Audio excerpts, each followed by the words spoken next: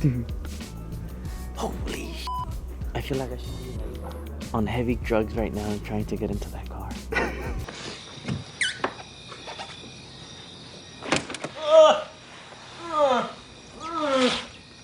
Wow. That's fucking awesome.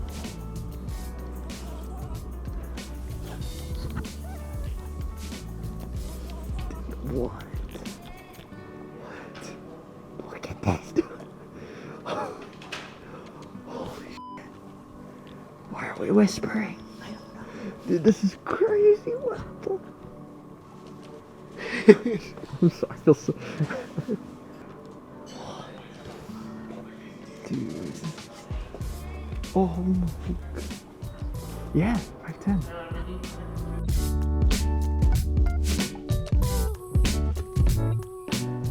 What's up guys, so we're here at Dynamic Racing Solutions and today we're gonna dyno the What's up guys, so we're here at Dynamic Racing Solutions and today we're gonna dyno the Just a 92 E36. Alright guys, so last week's video we did announce that we're gonna do a $100 giveaway to Garagistic if you can guess how much horsepower it's putting out or at least get to the closest. So a quick briefing on it, it is a M50 non-vanos motor. It has well over 230,000 miles on it. That's pretty much it. Oh, no, I'm just kidding. So that should give you a rough idea on where to guesstimate at. So only mods that it has will be a lightweight flywheel and a stainless steel exhaust. And then in the other video we mentioned it was a factory, but we did swap it over probably about 2 races after. It was more for weight reduction. Now the season is over already. This is after. This year we're planning on entering B with the car, so which means we're gonna motor swap. So take your guesses on what we're gonna swap it with. Comment down below on what you think. We've mentioned some motors that we'd had in previous videos, so I'll let you go back and watch those, hunt those down. The car did go through other changes, mainly weight reduction stuff. As you can tell, the hood has grills now, so it's a fiberglass hood just for weight reduction. Other than that, it's pretty much still the same. We did a little headlight delete, 3D printed piece. It kind of didn't last too long, as you can tell, but it was a rough copy that came about in literally a couple of hours. So we're just gonna dyno it. That way we can find out how much horsepower we were competing with, so we can finally pull the motor out and start the swap.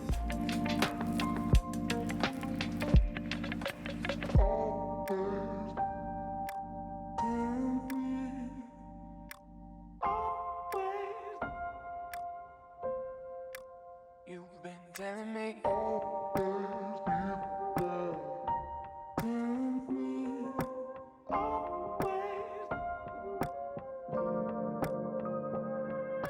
So in case you're wondering why we're whispering, we don't want to wake the Lambo. We don't want to disturb it. It's just, wow. Dude, anywhere you go with this, it's just, oh my God. Just look at it.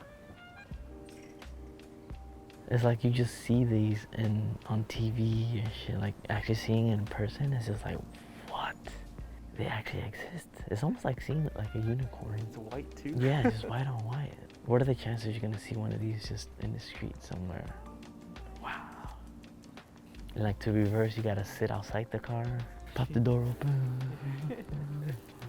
You have like this much room to like look out from. Like the rearview mirror is almost like pointless.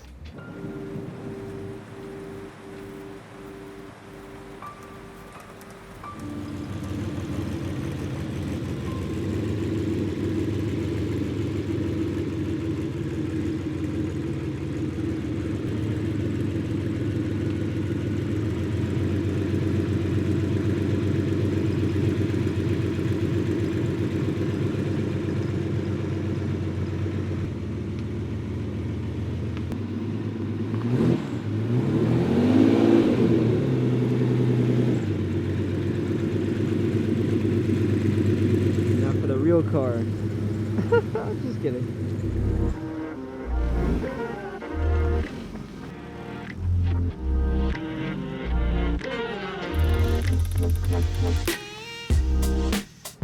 Hi, I'm Chris Valdez. I'm the owner of Dynamic Racing Solutions. We're in La Habra, California, and we're a automotive service, repair, performance, and dyno shop.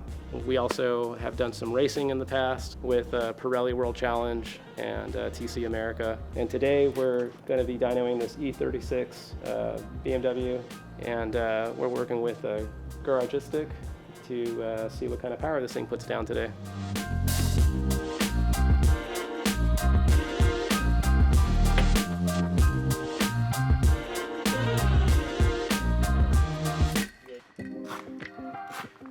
Wait, what are you guessing? What do you think it's gonna make? My guess was 168, but that's aiming high. It's probably gonna be lower. I think it's like 180 at the crank from factory with 230,000 miles.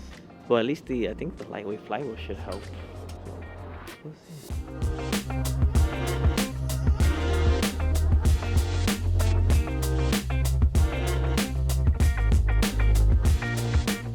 So we're here at Dynamic Racing Solutions. They got some pretty cool builds here. They have some different kinds of cup of teas, if you might say, but really nice. I mean, that little 510 right there. Then you turn around and you got this little gem here. That's a big girl right there. Turn that into a dunk. Some 24s, 26s, blower on the motor. Oh, right.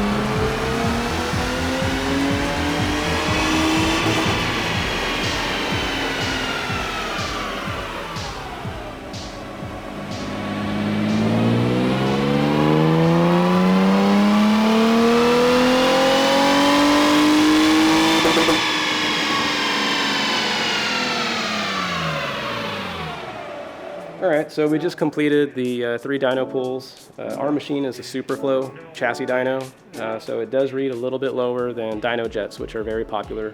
We have a Superflow dyno because we do a lot of engine mapping here at DRS, and we really like the software that Superflow offers. It allows us to do a lot of things related to engine mapping and load control and things like that. So in a straight power pull like this, our results are going to read just a little bit lower, kind of similar to a Mustang dyno. They read a little bit lower than dyno jets too, and I know sometimes that causes a lot of discussions on forums and social media and stuff like that when it comes to dyno results. So this car made about 152 wheel horsepower.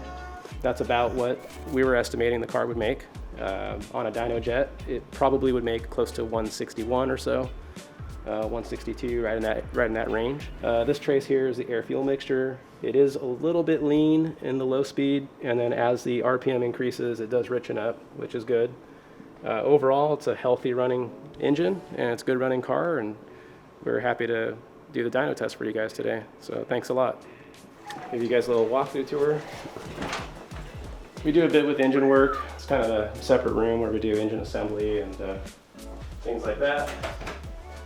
So I try to keep this room clean and free of dust and debris from the outside. TVs. Yeah. Like I was saying earlier on the dyno, we do quite a bit of work with engine electronics and engine mapping. And so in here, we build engine wiring looms and, well, different types of wiring looms, not just for engines, but also for the chassis and for data systems as well. We do quite a bit of work with various systems. One of them is Cosworth.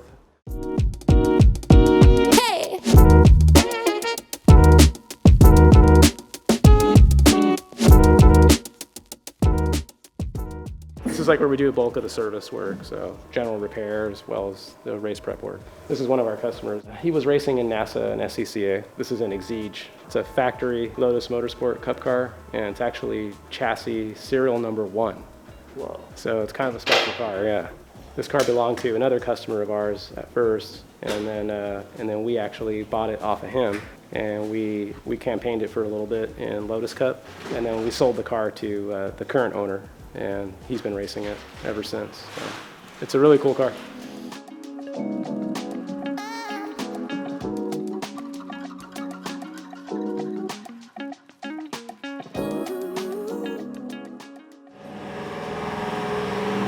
Kind of cool. You might want to. Oh my god. Yeah. Oh. Oh, we have an RE30. Yeah. Sick. That's awesome. Yeah, this is something a lot of people haven't really heard of. NSU. Oh,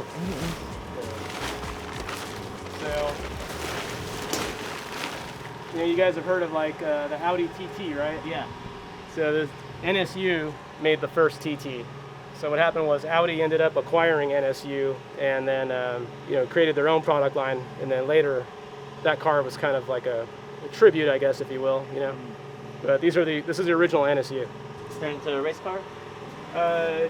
Yeah, like a track day type of car. Yeah. Originally air-cooled engine in the back. They're pretty rare. Yeah. Yeah. It actually belongs to one of the guys that works here. I'm assuming it's gonna be turbo? It is. There's a lot of back and forth on that, like personally I like high revving naturally aspirated engines, but there's something to be said about low boost, easy torque, low revving, which these engines naturally are relatively low revving, right? So that's what the owner decided they wanted, and it's not going to be anything super crazy. It's going to be like 350 horsepower or something, But on this? I know.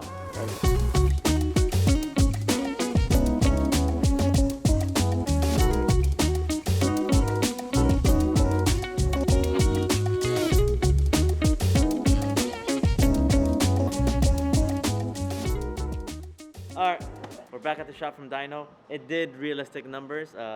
Chris did say it's a healthy running motor, which I am still in shock by.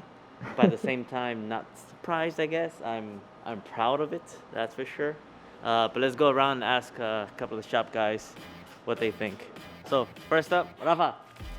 Yo. Guess for horsepower. What year is it? 92. 92 E36 140. 140? Yeah. Okay, 140. Alright, Gus, what's your guess on it? What's factory on that? 180 at the crank. 180, and it's got a lot of miles. We beat the crap out of it, but it's got Multool 300V and a BMC filter. 128 to the wheels. Chris, I say 145. 145. 145. David? I'm gonna say 158. 158. All right, my guess was 168. Yeah, I was being hopeful. Matson.